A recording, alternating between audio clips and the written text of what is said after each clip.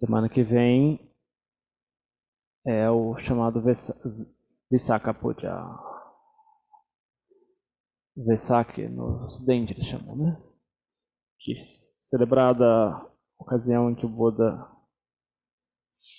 nasceu, com sua iluminação e faleceu também, né? Tipo, ele faleceu na lua cheia do mês de Visakha, no calendário da época.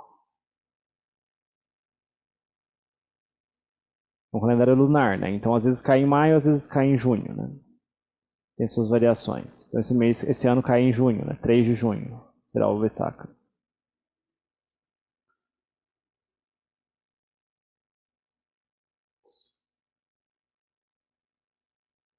Mesmo tendo passado tanto tempo do Parinibbana do Buda, né? Tipo, essa tradição continua viva, né? Mais de 2.560 anos.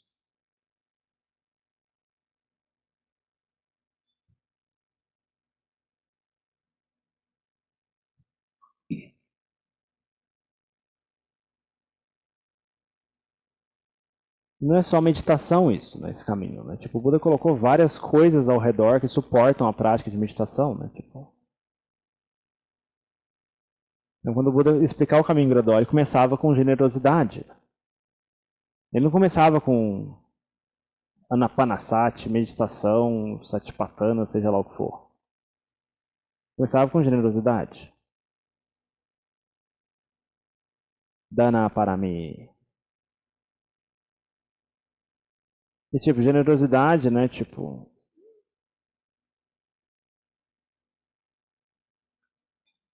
não é só com a sanga, né? Tipo, também é com várias outras ocasiões do nosso dia, né? Tipo, as ações que geram brilho na mente, né? As pessoas hoje em dia falam que não existe bem nem mal, tudo são ideias, né? Mas as pessoas não praticam o bem, então elas não vão saber o que é o bem, né? Não vão saber o efeito que isso tem na mente se elas não praticarem o bem. É uma questão filosófica, isso é uma questão de prática. As coisas existem na mente, existem no mundo. Se a gente pratica o bem, a mente tem um efeito na mente, traz brilho para a mente. Isso é algo que a gente pode verificar para a gente mesmo. Não precisa esperar a morte para descobrir isso. Dá para verificar aqui mesmo, né? Como a gente recitou mais cedo. Né? O Dhamma, se praticado corretamente, vai dar frutos, independentemente da época. Isso não é dogma. Pega e faz, vamos ver se não acontece. Não tem dogmas aqui. Pega e faz, vamos ver se não acontece. Não tem resultado. Não precisa esperar morrer para descobrir.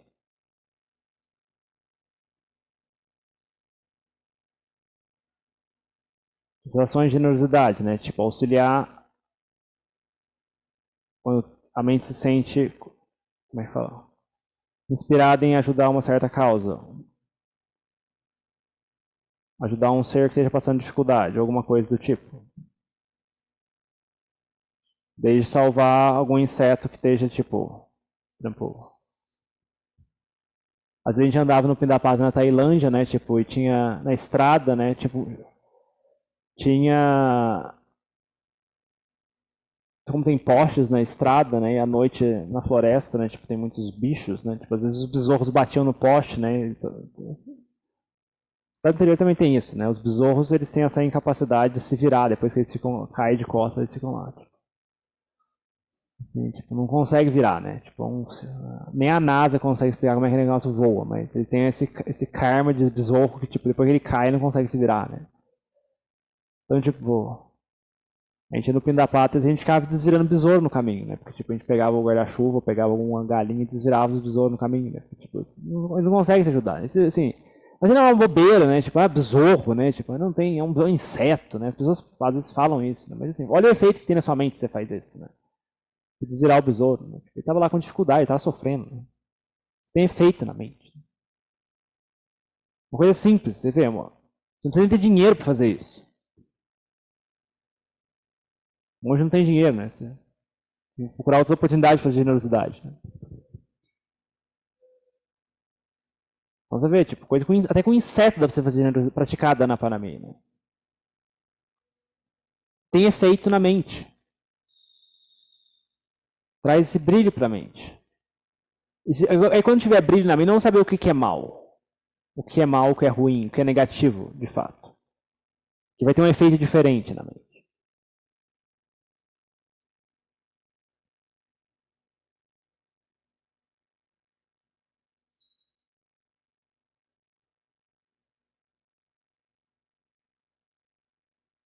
Então você vê, até com um besouro dá para fazer mérito, né? Agora,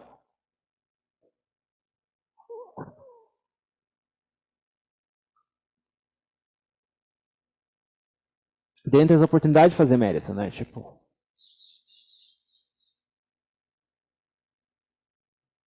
ajudar aqueles que praticam e dedicam a vida a essa causa do Dhamma inteiramente, né? Por exemplo, a Sangha monástica, né? Tipo, o caminho que leva ao fim do sofrimento. Eles colocam, mantém viva essa tradição, né? Tipo,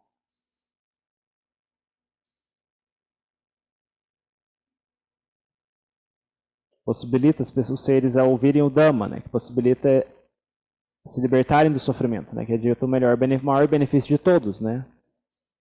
Então, assim, ajudar esses seres, né, tem um efeito diferente na mente. É algo que a gente pode verificar na nossa própria experiência, né? Qual que a gente se sente mais inspirado, né? Doar para como é que chama, uma pessoa que é tipo,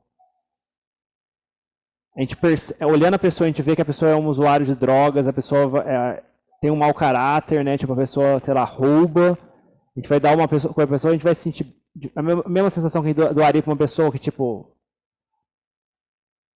sei lá, a pessoa tem uma ONG que tem benefícios, traz muitos benefícios sociais comprovados e coisas do tipo. Qual seria mais inspirado de colaborar?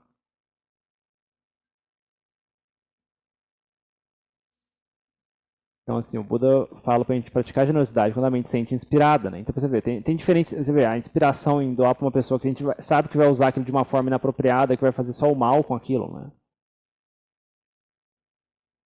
Tem um efeito bem diferente na mente de quando a gente pratica com um lugar que a gente sente confiança, que vai ter bons resultados, não só para a gente, como para outras pessoas ao nosso redor.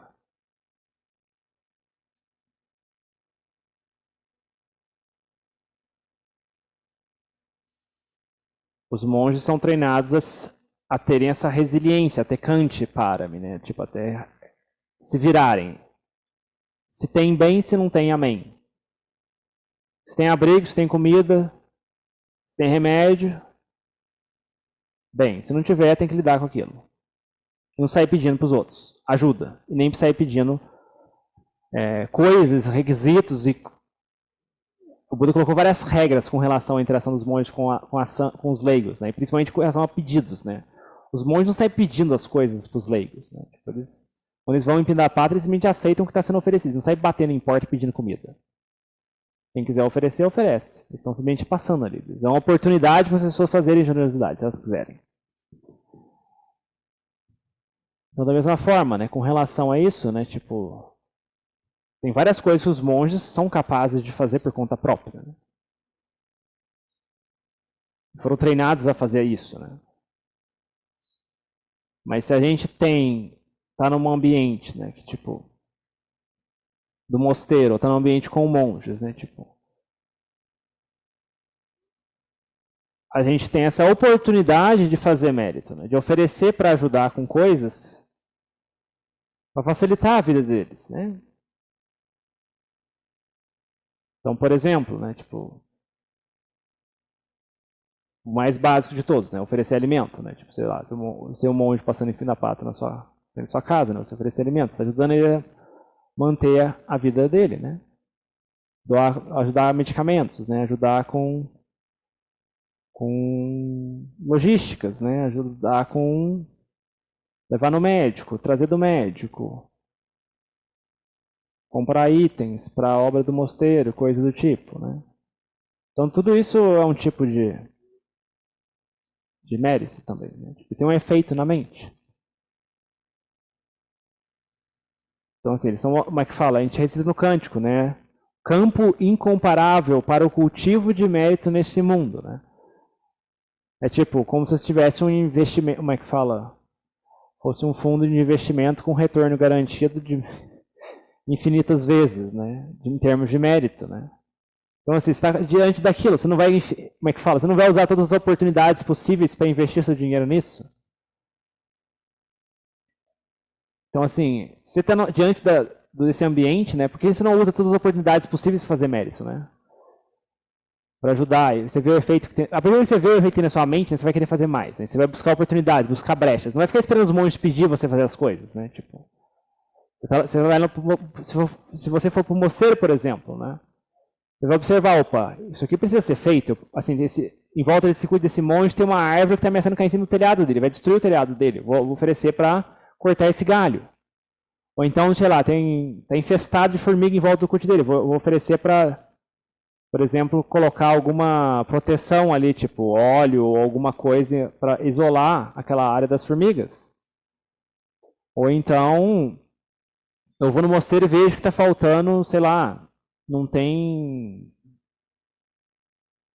algum tônico da tarde, sei lá, que os monges consomem, por exemplo, são permitidos para os monges. Não tem, sei lá, acabou o café, acabou o chá, ou acabou o queijo, ou acabou alguma outra coisa, né? Tipo,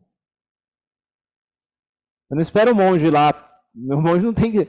O monge é treinar a aguentar o que tem, né? Mas assim, opa, tá, acabou isso, né? Eu vou lá, eu ofereço. Eu tô olhando na farmacinha do mosteiro, não tem, tá faltando um remédio para febre. Não, eu vou lá, eu compro e coloco de lá. Ofereço pro monge, né? Tipo, assim, você vê, são oportunidades de fazer mérito. Então a gente tem que desenvolver essa mente de procurar a oportunidade de fazer mérito, né? Os monges são treinados a se virar com o que tem. Mas se a gente desenvolve essa mente de tipo buscar ajudar no que é possível, né? Isso é mérito pra gente. Né? Você vê uma oportunidade, às vezes não é nem com coisa que gasta dinheiro, né? Tipo, é coisas bobas, tipo, o mato está alto em volta do curso do monge, vou lá e podo o mato, né? Tipo, sei lá, a chaleira da cozinha quebrou, vou lá ofereço uma chaleira, tipo, coisa do tipo, né? Não precisa nem coisa com dinheiro, né? Coisas básicas, como serviço mesmo, né? Ah, em volta daquele curso não tem um caminho para fazer meditação andando, vou ofereço lá para ajudar a limpar um caminho lá para o monge fazer lugar para fazer meditação andando.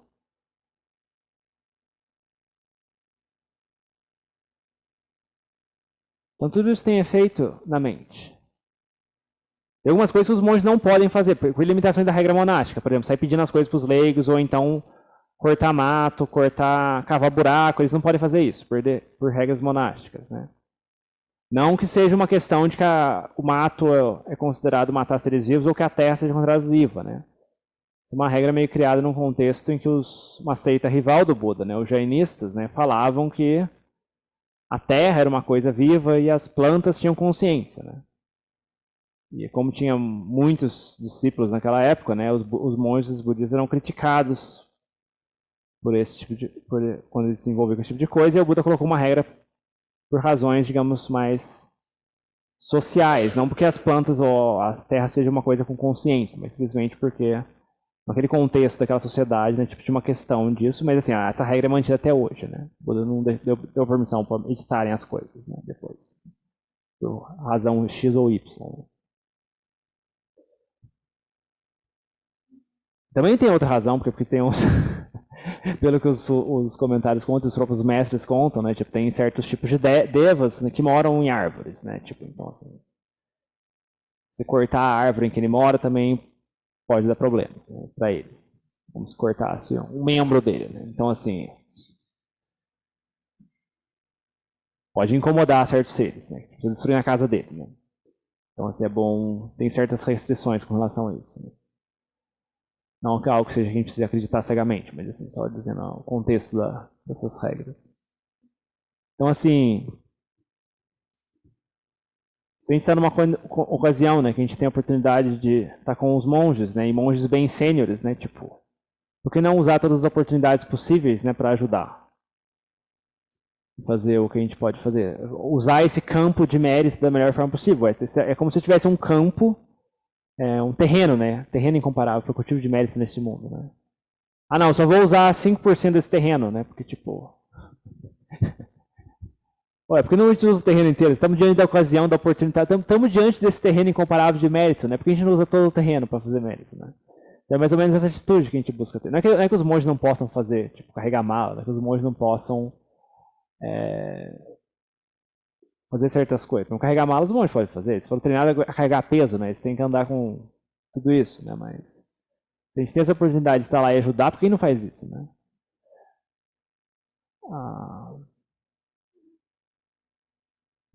Como monge tem todo um treinamento lá de você ser, treinamento de Upataka, né? De ser atendente do monge sênior, né? Então, assim, tem várias coisas que tem que fazer, né? Tipo, vários deveres que você tem, né? Tipo, preparar assento, preparar o cut, limpar o cut, lavar as roupas, né? Tipo, você vê assim...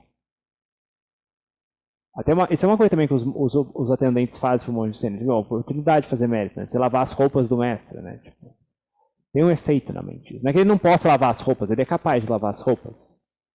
Não é uma coisa que ele, tipo, pediria. Você vai lá e oferece, né, para cuidar disso. Para tirar, como é que fala, uma oportunidade para você fazer mérito. Então é mais esse lugar de você, tipo, buscar a oportunidade do que, tipo, ser uma comodidade, né? Ou, tipo, ou que os monges gostam de ser servidos. Não é nada disso, né? É mais uma questão de buscar oportunidades para fazer mérito. Né? Tipo, imagina, um monge sênior, né, que, tipo, dá ensinamentos, né? Tipo, tem que lidar com várias outras coisas, tem que monitorar discípulos, monitorar a obra, tem várias coisas que tomam o tempo dele, né? E a gente, às vezes, como monge júnior, às vezes tem muito mais tempo disponível, né? Então, assim, a gente pode ajudar ele dessa forma, né? E é mérito pra gente. Ele tá beneficiando outros também, né? Que, tipo, ele não vai estar, em vez de estar lavando a roupa, né? Ele vai poder dar ensinamentos para os visitantes, né? Então, assim, tudo isso tem efeito na mente, né? Então, assim, é mais nesse sentido, né? Que a gente busca praticar Danapanamini. E você vê, isso não tem nada a ver com... Isso é só uma preparação para depois a mente ter um estado mental mais saudável para meditar, né? Porque se a gente só tem escuridão na mente, né? Tipo, pensando para meditar é tipo, é só um turbilhão, um vulcão, né? Tipo, é tenso, não tem brilho, né? Você vê, o Buda começa com generosidade, não começa com meditação nem com cântico. Isso é uma coisa que a gente faz fora da almofada, né? Modificar as nossas ações, né?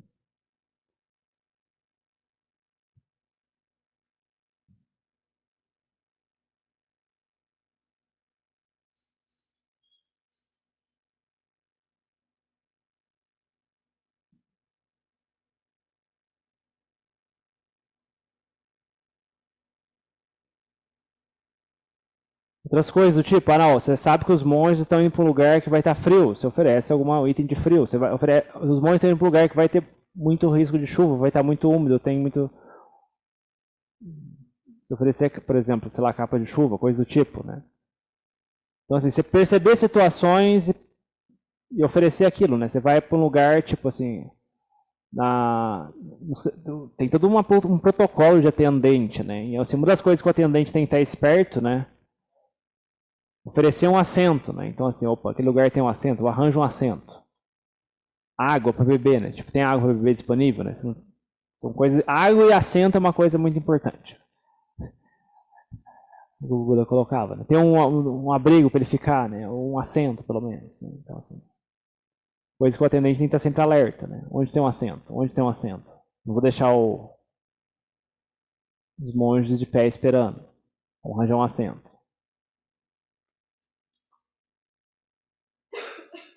E assim, não deixar esperando também é outra coisa que o treinamento monástico enfatiza muito, né? Tipo, exemplo, se o Ajahn terminasse de comer, ele tivesse que ir como é que chama? Pro cut dele, ele simplesmente saía andando, né? Tipo, ele não esperava você, né? Tipo, você tinha que sair correndo atrás dele, levando as coisas, porque ele não esperava, não. Tipo, é considerado desrespeitoso você deixar o monge sênior esperando, né? Então, assim, você tem que fazer as coisas com agilidade, né? Fazer as coisas de forma eficiente, né? Tipo, e assim, isso é uma coisa que no começo as pessoas às vezes ocidentais, a gente fica meio achando que tá, como é que chama? É muito agitado, né? Mas depois de um tempo você acostuma, né? Você fala, não tem nada de agitado, né? A mente tá pacífica quando eu faço isso. Você faz esse esforço de não deixar esperando, né? Isso é um esforço que gera mérito na mente.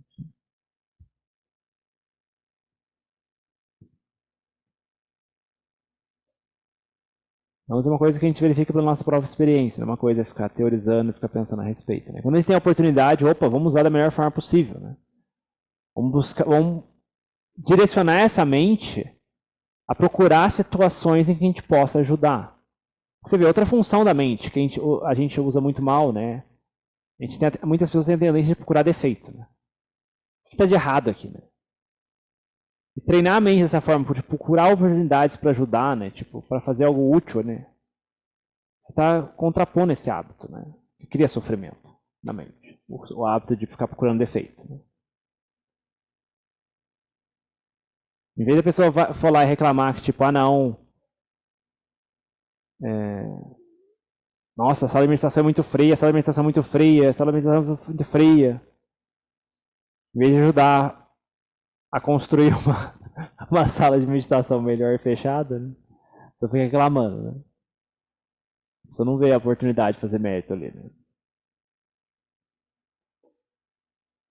Então você vê, mérito não é uma coisa de tipo uma prática inferior. Não é uma prática tipo, ah não, para aqueles que têm uma tendência maior à sabedoria como os ocidentais, a gente não precisa praticar isso. Não, não é muito errada essa ideia, né? Ah não, é uma coisa mais devocional, essa coisa de generosidade, coisa do tipo, não gosto disso, quero meditar, quero me iluminar. Porque fala, fazer mérito é só para quem quer renascer no paraíso, e renascer no paraíso vai ser uma distração, logo vai ser uma coisa que é melhor me iluminar direto.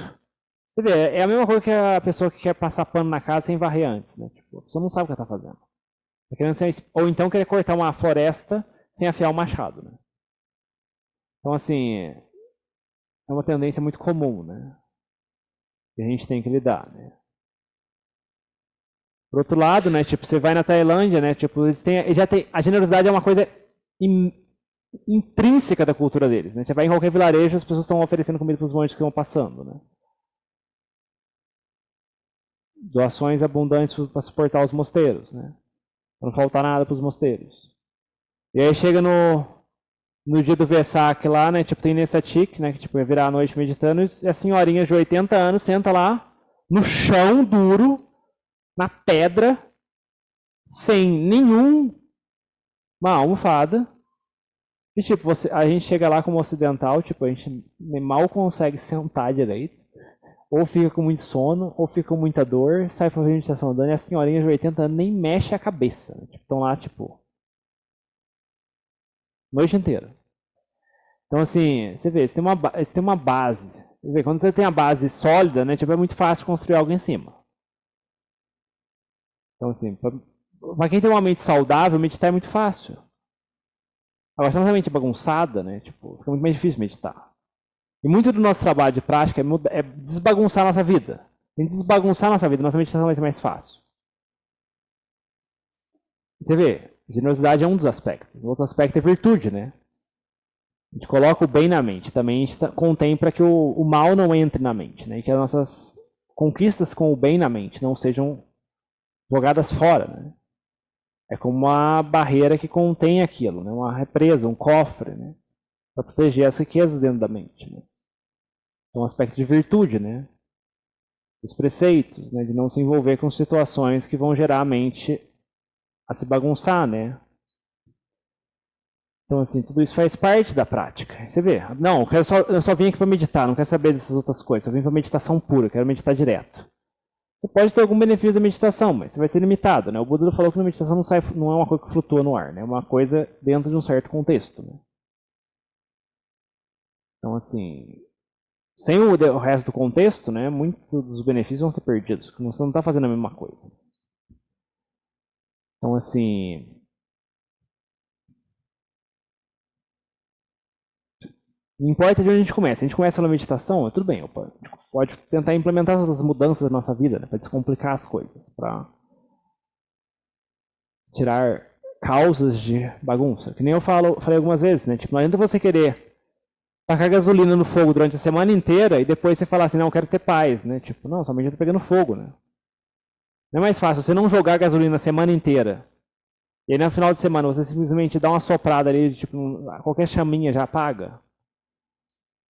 Quando você sentar em meditação, né? Então, assim, é muito mais consistente, né? Tipo, mudar a nossa vida para que ela seja mais pacífica, né? Que aí depois as coisas ficam mais pacíficas também quando a gente senta em meditação. Muitos dos problemas que as pessoas reportam na prática não são problemas da prática, são problemas do jeito que as pessoas vivem a vida delas, né?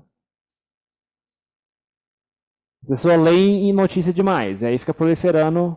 Sendo meditação, começa a ver o noticiário, começa a preocupar ou começa a ter muito medo sobre isso, sobre aquilo. O problema não está na meditação, não está numa técnica mágica, é só tipo, desliga o noticiário.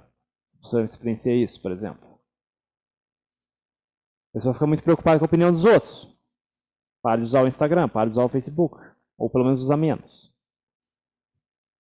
Você não ficar tão preocupado com quantos likes você receber, quem recebeu o like, quem deu dislike, quem cancelou, quem parou de seguir, quem não seguiu, parou de seguir, tipo, você não vai ter sossego na sua vida. Se um botãozinho de um like afeta a sua mente, né, tipo... É tipo... Um ícone com o número do lado afeta a sua mente, né? Tipo, isso é uma mente fraca, né? A mente que se deixa levar por qualquer ondinha, né?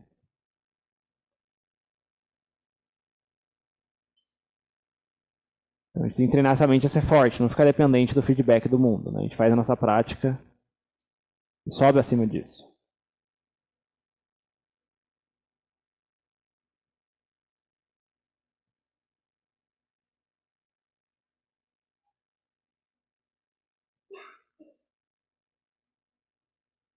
Então, já falei demais por hoje. Semana que vem vai ter o Versaka no sábado, vai ser com o Ajahn Mudito.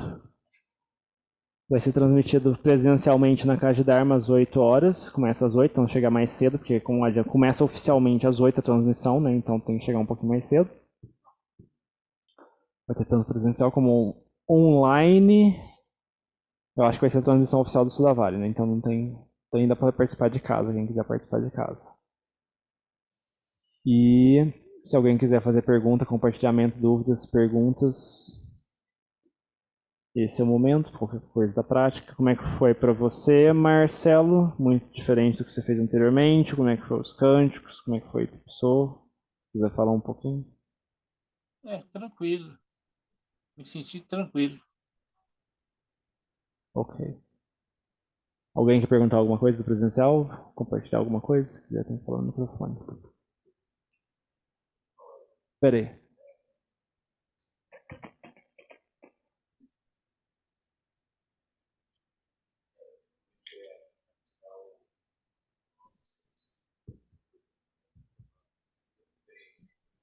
Posso perguntar uma coisa? Peraí, só um instantinho, ele tá fazendo uma pergunta ali. Não, você até começou, termina.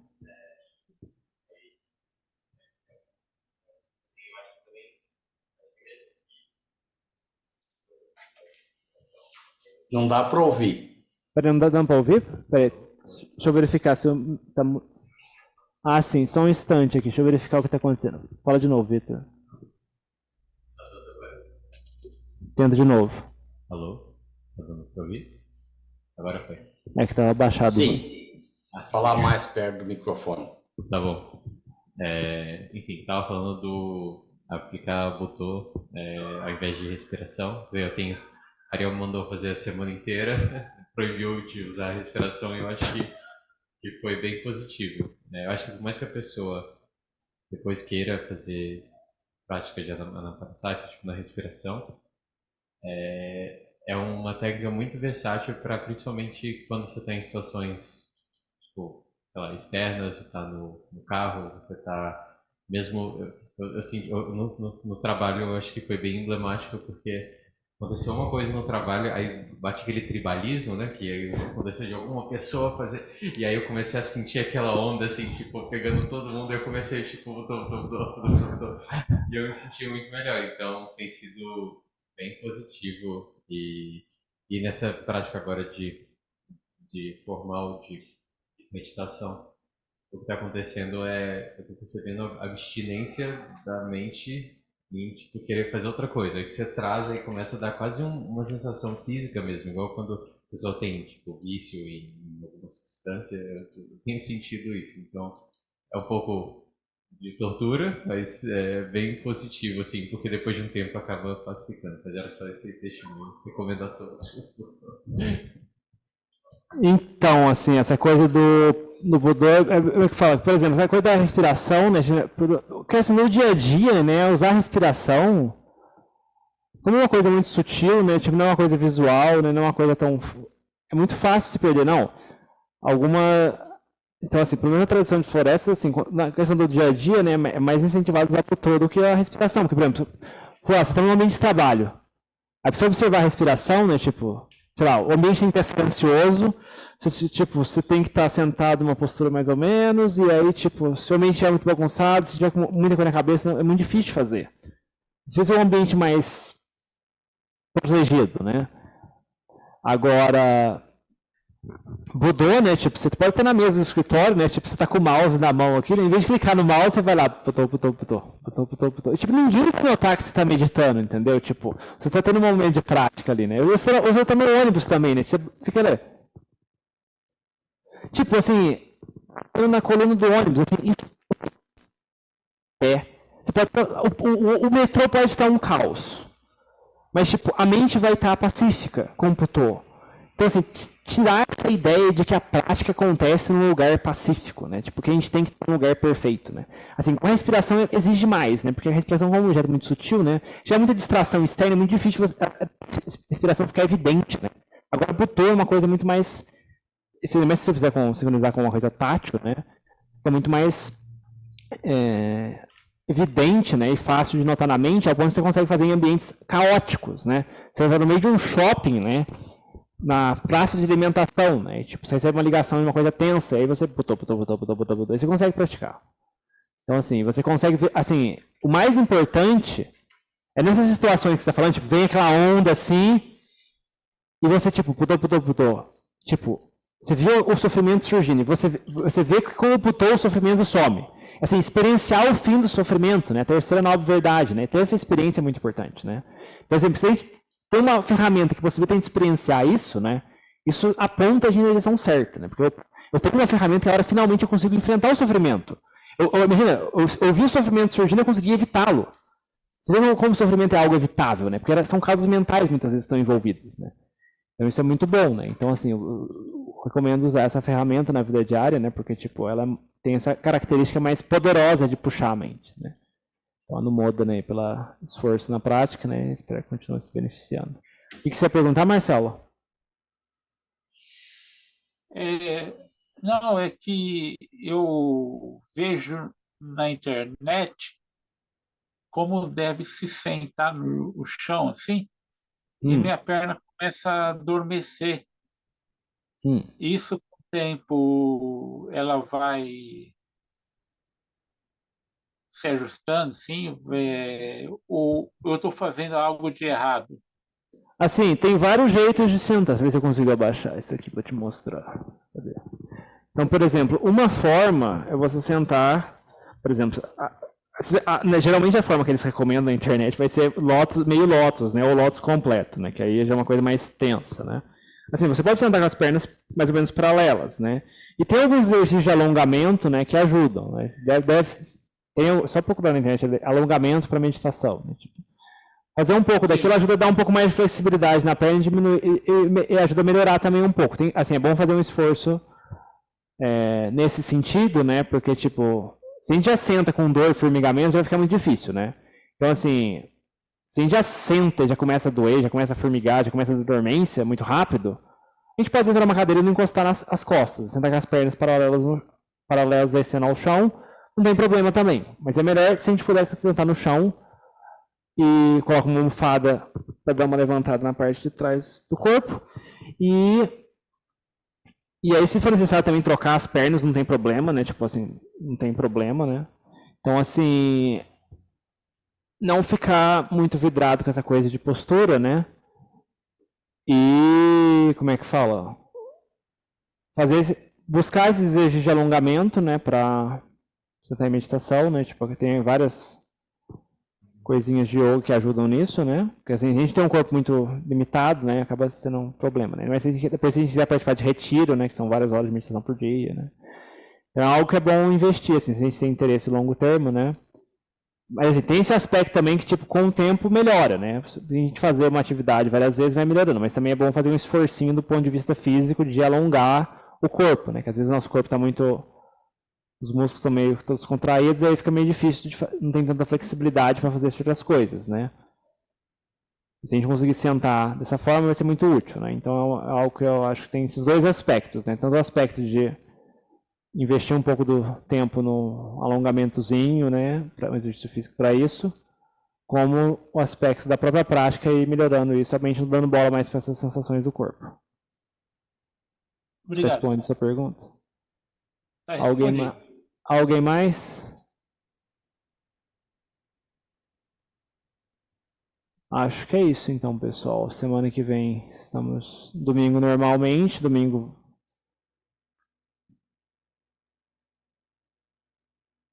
Domingo? Deixa eu ver. Deixa eu ver o que nós vamos fazer domingo. Deixa eu ver o que nós temos aqui. Dá pra gente fazer a nossa. Deixa de molhar a ideia. Mas como o sábado.